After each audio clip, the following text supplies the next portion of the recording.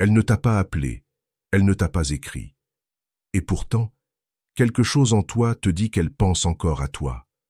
Tous les silences ne signifient pas que c'est fini. Parfois, c'est sa manière d'attendre, d'espérer que tu fasses le premier pas sans avoir à le demander. Mais alors, comment faire la différence entre une vraie distance et une attente silencieuse? Dans cette vidéo, on va explorer des signes clairs qu'elle attend que tu la recontactes. Ce ne sont pas de simples comportements superficiels, ce sont des signaux émotionnels, des invitations subtiles, et souvent le reflet de son propre combat intérieur entre sa fierté et sa vulnérabilité. En tant qu'homme stoïque, il ne s'agit pas de courir après, mais de comprendre. Lire les signes sans s'y perdre. Savoir quand rester silencieux et quand il est temps de parler. Plongeons dedans. Numéro 1. Son silence n'est pas froid, il est calculé. Parfois, le silence n'est pas une distance, c'est une invitation. Si elle s'est tue, mais qu'elle ne t'a pas bloqué, qu'elle n'a pas coupé les ponts, elle espère peut-être que tu brises la glace. Un homme stoïque sait lire entre les silences sans se laisser gouverner par eux. Parlons-en. Son silence peut ressembler à un rejet, comme si elle te fermait la porte. Mais si tu regardes de plus près, ce n'est pas toujours pour t'écarter. Ça peut être une façon de t'attirer. Il y a une différence entre une femme qui en a fini avec toi et une femme qui teste ce que tu feras en son absence. Pense-y. Elle ne te bloque pas. Elle ne te retire pas de ses amis. Elle ne supprime pas les photos. Elle arrête simplement de parler. Elle cesse d'initier. Elle arrête de courir après. Et toi, tu restes là, à te demander, est-ce fini ou est-ce qu'elle attend? Voici la vérité que la plupart des hommes ne voient pas. Ce genre de silence n'est pas un vide émotionnel, c'est un espace stratégique. Elle veut voir ce que tu feras quand sa voix se taira. Est-ce que tu vas courir, doubler les messages, te plier à l'angoisse? Ou vas-tu garder ton calme? Un homme stoïque ne se perd pas dans cette tempête émotionnelle. Il fait une pause, il réfléchit, puis il répond. Pas pour manipuler, pas pour gagner, mais pour rester aligné avec ce qu'il est. Il comprend ce qu'Épictète disait. Ce qui compte, ce n'est pas ce qui t'arrive, mais comment tu réagis. Si son silence est un coup, ta réaction est ta vérité. Imagine. Elle t'envoyait un message chaque matin. Et soudain, plus rien. Aucun bonjour. Aucun petit message. La plupart des hommes paniquent. Ils remplissent le silence avec leur peur. Ils envoient de longs textes émotionnels pour réparer quelque chose qui n'a même pas été clairement brisé. Mais l'homme stoïque remarque le changement. Il ne cherche pas de clarté là où on ne lui en donne pas. Il ne joue pas à celui qui performe pour obtenir de l'attention. Au lieu de ça, il utilise le silence comme un miroir. 2. Elle laisse la porte légèrement entr'ouverte. Elle ne t'a pas unfollow. Elle ne t'a pas retiré de ses amis. Tu es toujours là. Elle ne t'a pas bloqué. Pas encore.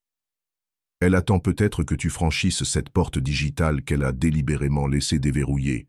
Mais un homme stoïque sait que ce n'est pas parce qu'une porte est ouverte qu'il doit la franchir. Ce genre de silence n'est pas un oubli, c'est une stratégie. Tu vois, quand une femme ne veut vraiment plus rien avoir à faire avec un homme, elle ferme la porte complètement. Elle efface, bloque, supprime, brûle le pont sans regarder en arrière. Mais quand elle laisse cette porte entr'ouverte, qu'elle te garde dans sa liste d'abonnés, qu'elle te laisse voir ses stories, qu'elle lâche peut-être un like de temps en temps, ce n'est pas un oubli, c'est de l'intention. Un test silencieux, un signal qui dit « Je veux qu'on pense à moi, mais je ne veux pas être celle qui le dit à voix haute. » Et c'est là que ta discipline en tant qu'homme est mise à l'épreuve. Parce qu'une partie de toi se dit « Et si je la contactais? Peut-être qu'elle m'attend. Peut-être qu'elle veut que je dise quelque chose. Peut-être que c'est ma chance de réparer les choses. » Mais c'est là que le stoïcisme intervient avec fermeté et te rappelle. Le fait que la porte soit ouverte n'est pas une invitation. C'est une hésitation. Ne confonds pas ces signaux mélangés avec ta mission. Ton rôle n'est pas de décoder chacun de ces mouvements comme un détective émotionnel. Ton rôle, c'est de rester ancré dans tes valeurs, paix, clarté, respect de toi-même. Si elle veut vraiment revenir, elle sait où te trouver. Mais franchir cette porte entr'ouverte simplement parce qu'elle est là, ce n'est pas de la force. C'est chercher de la validation. Disons qu'elle arrête de t'écrire pendant des semaines et soudain, elle regarde ta story tard dans la nuit. Rien d'autre. Pas de message, pas d'explication. Juste cette miette digitale. L'ancien toi aurait peut-être mordu à l'hameçon.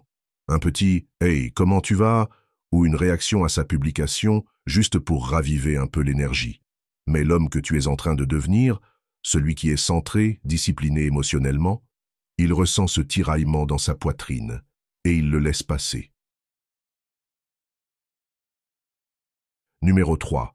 Ces deux stories parlent plus fort que ces messages. Tu n'as pas eu de nouvelles directes, mais elles postent des chansons aux paroles significatives, des souvenirs nostalgiques ou des citations sur le manque, sur le vrai. Ce ne sont pas des hasards, ce sont des signaux.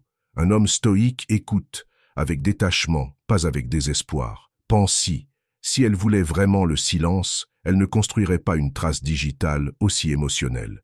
Cette parole soigneusement choisie dans une chanson, ce n'est pas juste une chanson. Cette photo d'il y a 3 étés, ce n'est pas juste un souvenir. Elle raconte une histoire sans t'identifier. C'est une communication sans confrontation. Et même si ces messages sont secs, absents ou inexistants, ces stories sont chargées de sous-textes émotionnels. C'est sa manière de maintenir une connexion juste assez pour être ressentie, mais pas assez pour devoir rendre des comptes. Là où la plupart des hommes se trompent, c'est qu'ils sautent sur ces signes.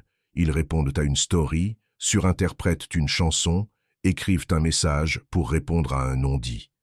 Mais un homme stoïque ne bronche pas. Il voit ces signes pour ce qu'ils sont, l'expression de son conflit intérieur, pas des appels au secours. Épictète nous enseigne que nous ne devons nous soucier que de ce qui est en notre pouvoir. Et ces stories, ces citations codées, ce sont ces choses à gérer, pas les tiennes. Un homme stoïque n'a pas besoin d'être reconnu pour ressentir sa valeur. Il ne court pas après des miettes, même si elles lui sont familières. Il observe sans attacher d'émotion à chaque pixel, et ce faisant, il conserve sa paix pendant que d'autres diffusent leur confusion. 4. Elle ne passe pas à autre chose. Elle attend. Elle ne fréquente personne d'autre. On ne l'a pas vue avec un nouvel homme.